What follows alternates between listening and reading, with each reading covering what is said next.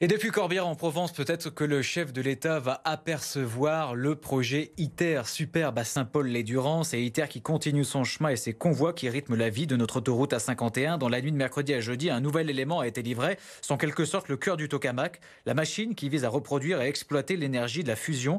Laurie Charrier est allé sur place à Saint-Paul-les-Durance afin de voir l'arrivée de cet élément d'importance.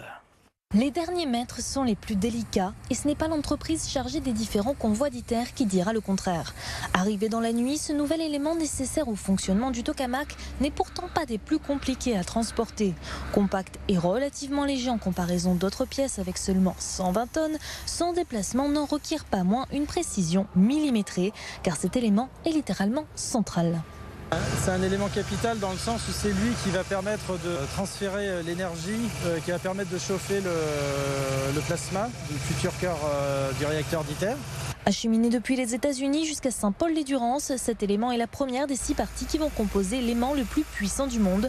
Une fois tous les éléments reçus, le solénoïde central, le cœur du tokamak, sera haut de 18 mètres, soit un peu plus grand qu'un immeuble de 5 étages, large de 4,25 mètres et pèsera 1000 tonnes. On prévoit environ 2 ans et demi pour la réalisation de l'assemblage du solénoïde.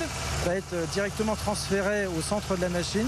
Donc cet aimant, en fait, ça va être le primaire d'un transformateur. Et on va charger cet aimant avec un courant très élevé. Ensuite le décharger et lors de son déchargement, de l'énergie va être transférée dans la machine ITER, dans le plasma, vraiment le cœur d'ITER. Cet élément était le 127e reçu sur le site d'ITER qui en attend encore un grand nombre. Pour voir les premiers essais avec le premier plasma, il faudra attendre 2026.